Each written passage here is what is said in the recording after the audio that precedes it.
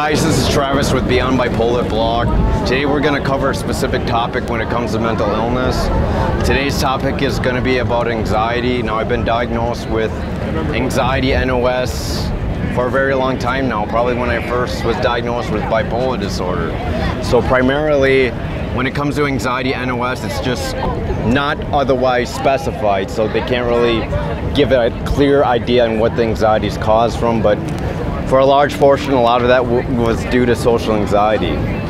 How do you feel right now with the anxiety level? Now, my generalized anxiety is a little bit higher because we were lost a little bit because we couldn't find the tickets. Had to buy tickets. So we had to buy tickets. However, the anxiety went down. When it comes to social anxiety, it's maybe a 3 or 4. It's not high at all. Now, you got used to people. I feel like, generally speaking, as you age, you have a tendency to get better with people, but largely, primarily, and I've already dedicated a large portion of my videos to this, is that I'm on the right medications, and I feel being on the right medications allows me to help manage my generalized anxiety in general.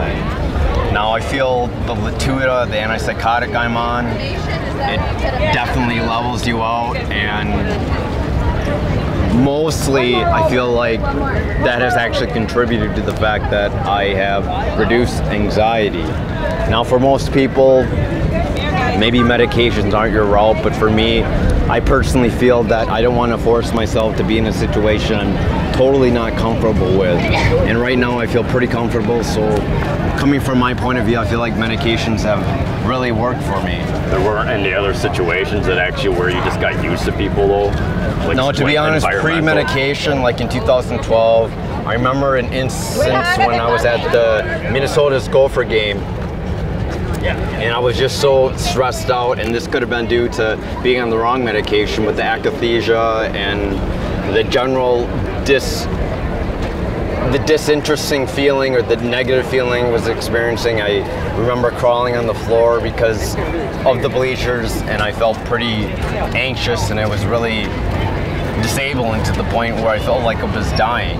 There's actually another situation where I was in church, and this was also due to the akathisia, which is intense inner restlessness, as a side effect from antipsychotics and some antidepressants and maybe mood stabilizers. But for the most portion, I was at church and I ended up walking home. I've had several of these incidents where I just have this intense anxiety and I'm doing really stupid things, going on long walks, out of cases that were in crowds where I just generally run away. Kyle mentioned that I was in the cornfield. In the cornfield, had cops come after me, things like that. But they tricked you pretty well. So anyways, I want to give this video to people that might be struggling with anxiety. Today we're just going to have a fun vlog of Kyle and I at the state fair.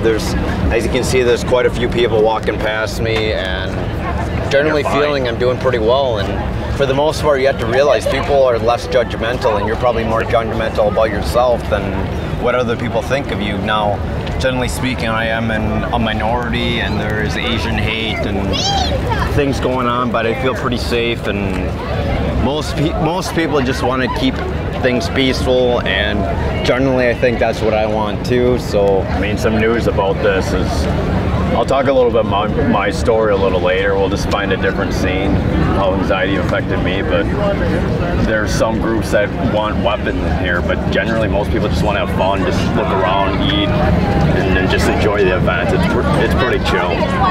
So I remember I used to be pretty afraid in crowds, like going to the store and stuff, but I'll talk about that more personally when we just go to a different scene. Now, like I said before, I'm a big proponent of medications. I feel like, for instance, let's take this example. So I just want to mention this, that prior to being on medication, I was revving at like first speed in manual transmission, going 60 miles an hour, but now the medications have allowed me to shift up to 3 or 4, even 5, and things generally are much better. So anyways, I'm going to cut this off and we'll just do some sightseeing and maybe talk more about anxiety in general. Kyle has a story to tell, so stay tuned, take care, have a good one, bye.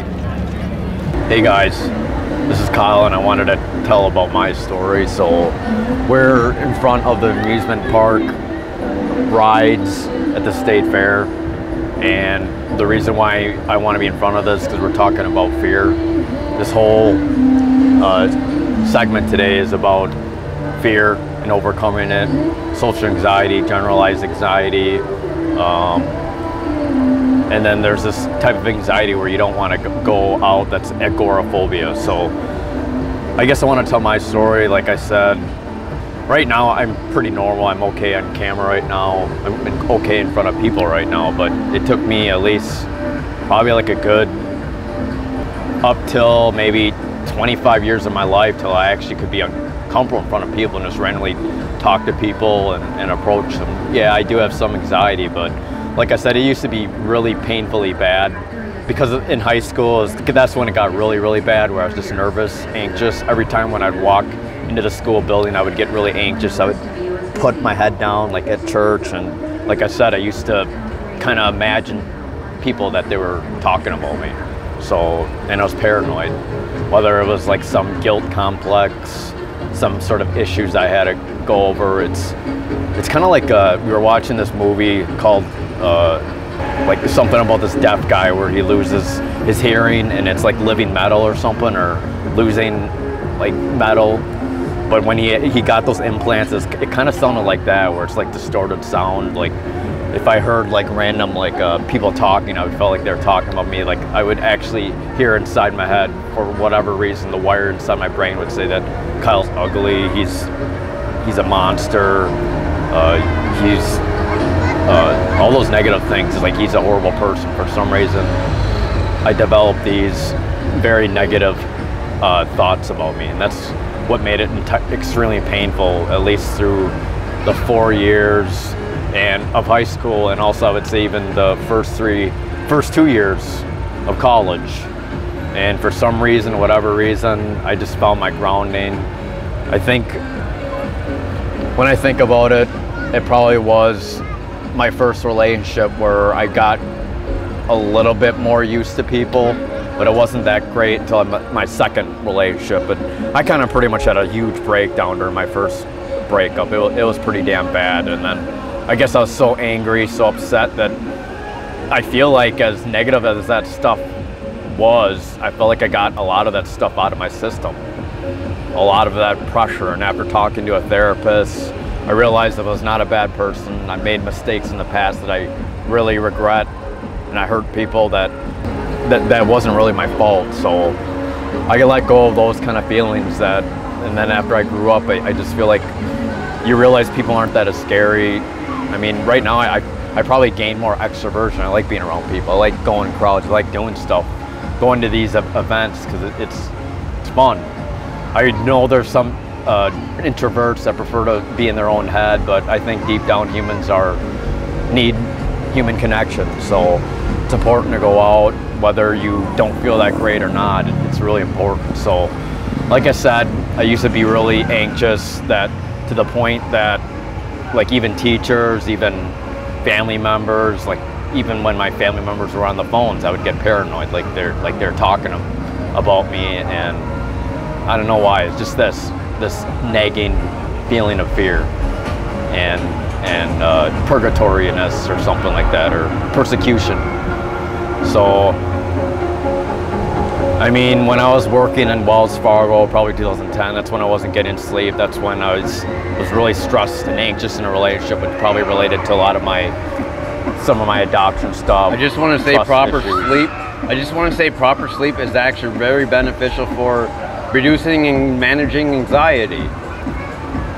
So do you want to say that your medications had no reason to? I want to say, after like meeting more people, going to these events, like interviewing people, I actually started that when I did Monk TV, and I was anxious as heck, and it felt so uncomfortable and wasn't natural, but now I'm kind of used to it. And I do proclaim at least 50% of the meds does affect, maybe 60%.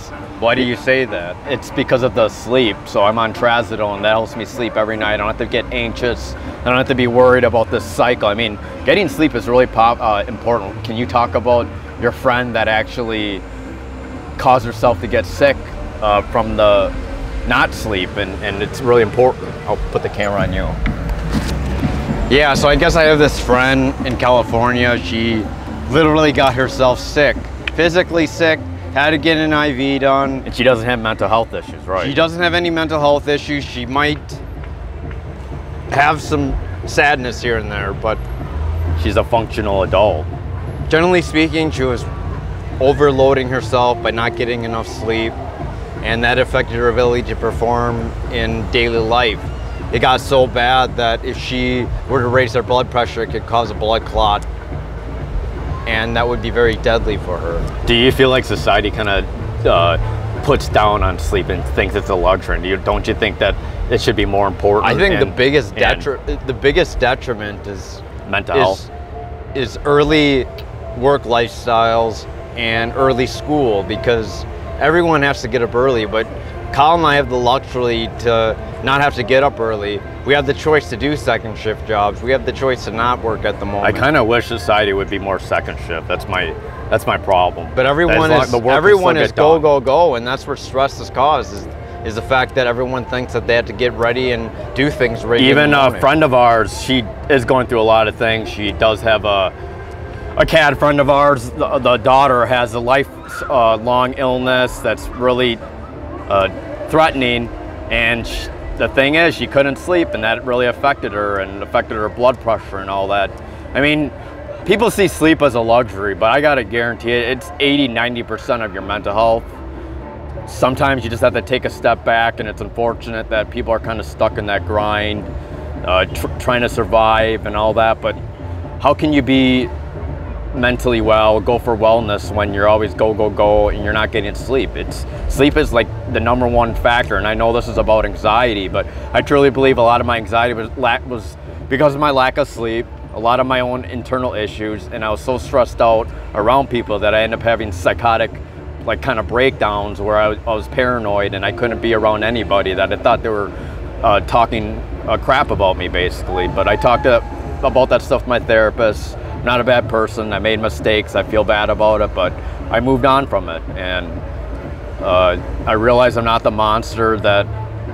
And I believe, and it's funny. Why did you feel like you felt anxious? You felt like a bad person? Did you feel like a monster? Where did that stem from? Just why? Why were you so scared of people? Couldn't relate to people. What makes you feel like you couldn't relate to people? Just the anxiety in general. Yeah, but the anxiety must have started somewhere, though. Just feeling unattractive. So you think the looks actually? Probably physically, and how you look manifested in other feelings of being inadequate. Okay, I'll say this now. Even though we say they were not the most attractive, we somehow gained confidence. And you think the men's totally... I want to think there's 3 things that allowed me to get where I am right now to manage my life. #1, medication.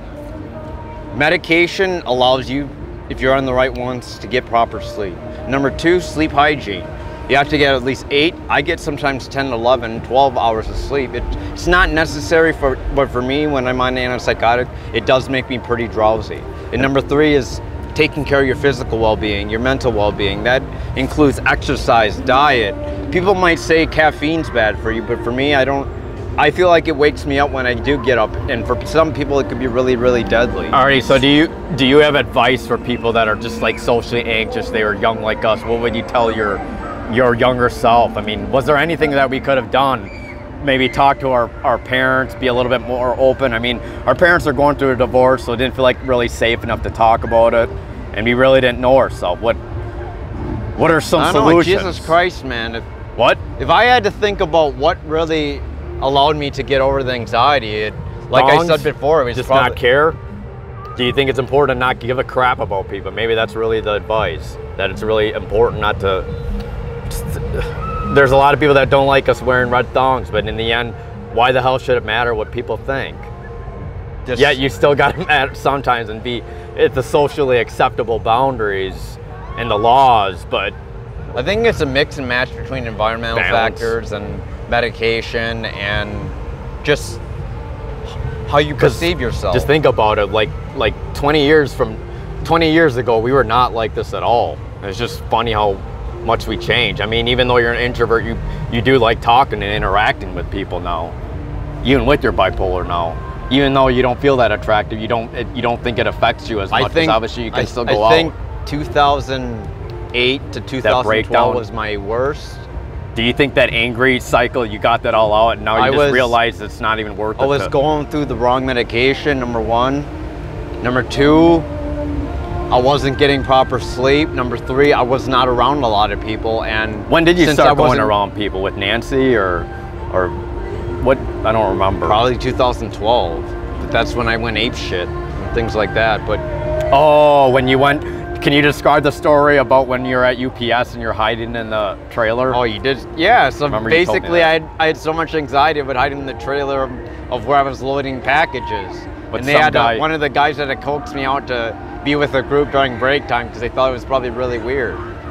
But so that was 2012. That was 2000. That was like, I don't think it was 2012. Well, so when we started doing all that crazy stuff, we kind of got out of it. I remember there was this story where we started our crazy stuff in 2005, actually, and that was doing those Christmas photos. So let's talk about it. Will Ferrell, I remember, and even Daniel Tosh had social anxiety, really debilitating stuff. So when they put themselves in embarrassing situations, they realized it's not as scary anymore. Now they're a lot better. I feel like it's kind of important to kind of get that crazy energy out of you, and then, yeah, I know it's sometimes opinions of other people sometimes affect you, but you can't let it totally affect you. It's still deep down. You can't control what people think about you. You only can control what you feel. Like I said before, this is my analogy when it comes to social anxiety.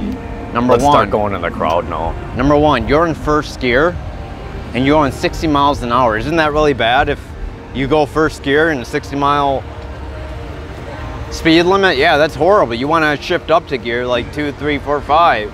And the thing is, I feel like medications allowed me to shift to 2, 3, 4, 5. I'm no longer in first gear going 60 miles an hour. It revs up the engine, it's really bad for it, and it can take a lot of stress. So but now we gotta talk about meds though, because benzodiazepines are really dangerous. So there's a lot of people that take benzodiazepines, and that's like Ativan, Klonopin, and Xanax. Those are benzodiazepines and for anxiety. The problem with those is that you develop tolerance to those drugs, and that's actually really, really bad. So stay there. That means you develop tolerance over time, and that means it gets less effective, and that means it can get quite addictive. I was on Ativan for sleep, but I'm no longer on those medications because I feel like in the end it's not good for you. There's also anti-analytics, which is anti-anxiety medications that are specifically for treating anxiety. That includes like Boost bars. Stay there. Those are some things that you could try considering. But the gold standard for me was actually probably a mood stabilizer. Lithium did its justice. And then Latuda, the antipsychotic that has allowed me to slow me down a bit and just take the edge off of life a little bit. And for me, I take trazodone, which helps me sleep. That's 80% of my problem there. So once I'm getting enough sleep, I'm still a night owl. I just adapt. I just prefer it. There's less people and I could get stuff done. And I kind of wish society would kind of be a bit more forgiving of people that, I mean, I think you can still get the same amount of work done even if you do it a little later. I think it shouldn't even matter. I mean, now we live in a technological society where you have lights and stuff, so you don't necessarily need to be out when the sun is like back then. But anyway, it's just like, let's just go in the crowd right now. It's really not that bad. Like, I think one of the challenges is the fact that so many people rely on benzodiazepines, and yeah, they treat anxiety. You're saying people not to go on meds, but now you're saying benzos are bad. So now what? You mean the other ones? You have to think about there's different types of medications. One that are addicting and ones that are not. It just so happens benzodiazepines are really, really addictive. So you recommend antidepressants then? And if you have control of your addictions, sure, take Ativan, take Klonopin, take Xanax. But you will lose that, you will develop tolerance and it will lose that effect. And if you take drugs during that, that's even worse, or any type of medication. So my advice to you is, if you're having a lot of anxiety, try anti-analytics or antipsychotics or mood stabilizers over Ativan, Klonopin, or Xanax. And do you have advice for people like just want to get out?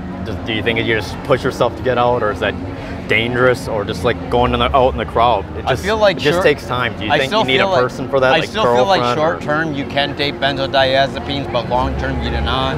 So maybe a month, 2 or 3 months, you want to experience what it's like to be on benzodiazepines, that's fine, but largely speaking, they're not good for you in the long term. So you got to find some other mechanism like therapy, DBT, dialectic behavioral therapy. So really the advice is, look, we're in a huge crowd right now. I personally feel that forcing yourself in a crowd when you really, really hate it is something you shouldn't have to do.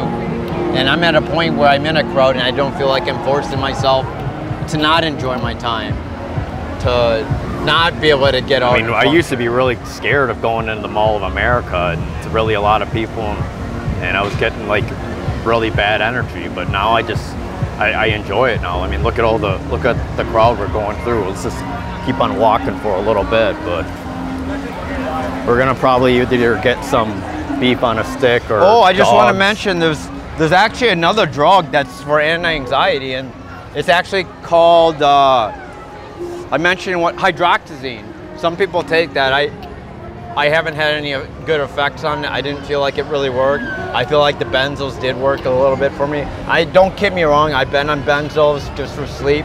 I've been taking that a long time, but I still felt like I wanted to be more natural and not get on the medications, such as the benzodiazepines. Keep going.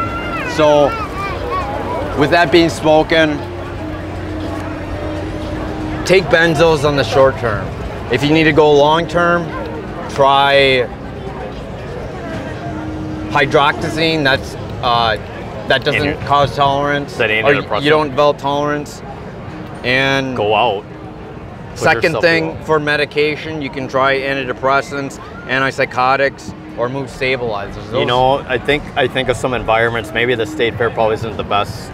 Maybe you should put the thing on me. I still feel like the best opportunity you could do for yourself is just go to the grocery store. Yeah. Run some errands. Run some errands, but I think if you really want to, if you're really worried about people not approaching you, try going to the library. I mean, even when I went to stores, like the very first time, I was agoraphobic. I didn't want to go out. Let's do it this way. I didn't want to go out, and it was pretty bad. But I guess some ideas I could think about, I think the library is really one good environment because in the end you have to be quiet, no one can really talk to you. So go to your local library. I mean, even just start to go out slowly even. I mean, that's hard to get out of the house if you have anxiety like my brother and I used to. Sometimes you don't have a choice with school. I mean, that kind of has, I don't know if that could really change because you're kind of forced to go to school, and maybe my brother and I would have been better off homeschool, I don't know. But, so I think going to the library, going to a park would be another good one. Is there any other good environment you can think about? The best thing you can do for yourself is quit judging yourself or thinking other people are judging you.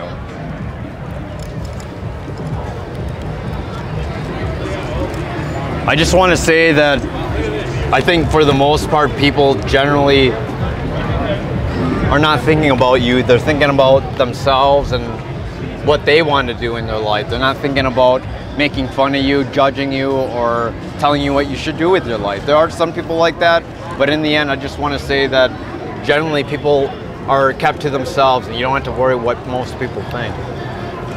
Now, you gotta play safe and be safe than sorry, but at the same time, you have to realize that don't be so hard on yourself, really. Let's go in a crowd for that one.